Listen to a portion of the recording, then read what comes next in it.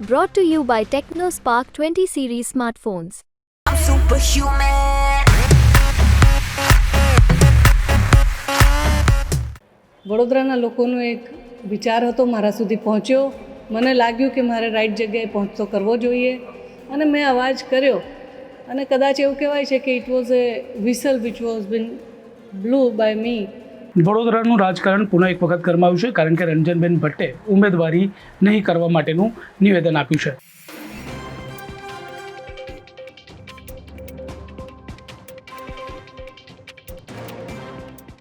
આપની સાથે જોડાયા છે જ્યોતિબેન ભટ્ટિયા. જ્યોતિબેન, રંજનબેને ઉમેદવારી પાછી ખેંચી લીધી, ચૂંટણી લડવાની ઈચ્છા નથી એમ જણાવી દીધું, શું કહેશો?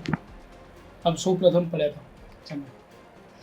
જો ભાઈ, હું તો નિમિત્ત થઈ અને વડોદરાના લોકોનો એક વિચાર હતો, મારા સુધી પહોંચ્યો. મને લાગ્યું કે મારે રાઈટ જગ્યાએ પહોંચતો કરવો જોઈએ અને મેં અવાજ કર્યો. અને કદાચ એવું કહેવાય છે કે it was a whistle which was been blew by me. અને ક્યાંક ને ક્યાંક હું નિમિત્ત થઈ, પરંતુ એમાં કંઈ મારે બહુ અભિમાની કે અહંકારી થવાની જરૂર નથી. આ બધા વડોદરાના લોકો સાથે થયા માટે હું તો એક નાની વ્યક્તિ છું કે જેનો એક આગળ આવવાની ઈશ્વરની પ્રેરણા થઈ ગઈ. પણ હા, વડોદરાના હિતમાં આપણે બધા સાથે રહીશું. મોદીજીની લીડરશિપમાં અડીગ શ્રદ્ધા છે.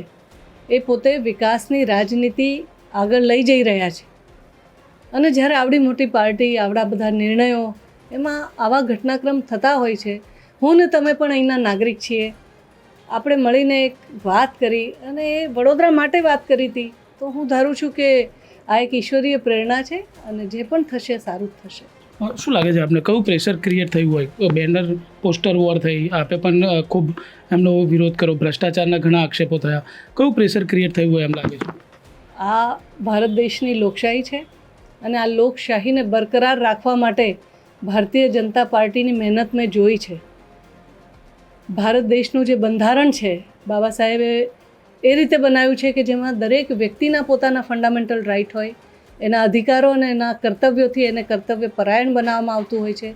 સાથે સાથે લોકશાહીના જે સ્તંભો છે, તમારી જેમ મીડિયા હોય, જ્યુડિશરી હોય કે વ્યક્તિઓ સ્વયં હોય, નાગરિકો હોય, આ બધા મળીને આ લોકશાહીને વાઇબ્રન્ટ રાખવામાં પોતપોતાનું યોગદાન કરતા હોય છે. અને એમાં એ બધા મળીને જ્યારે એક મેચ્યોર વાત કરતા હોય છે ત્યારે એમાં કંઈ ને કંઈ સારું જ થતું હોય છે.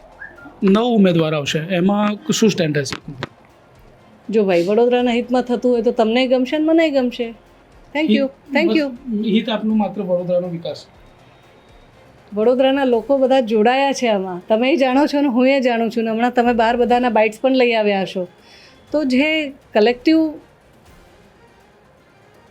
Work for the long standing effective performance, that is the way we want to work together. બિલકુલ. તો જે પ્રકારે રંજનબેન ભટ્ટની વિરુદ્ધમાં પડી અને આખરે રંજનબેને પોતાની ઉમેદવારી પરત ખેંચી છે, ત્યારે તેમના હિતમાં માત્ર ને માત્ર વડોદરાનો વિકાસ છે. કેમેરામેન જીતેન્દ્ર રાજપૂત સાથે દિગ્વિજય પાઠક, વડોદરા, ગુજરાત.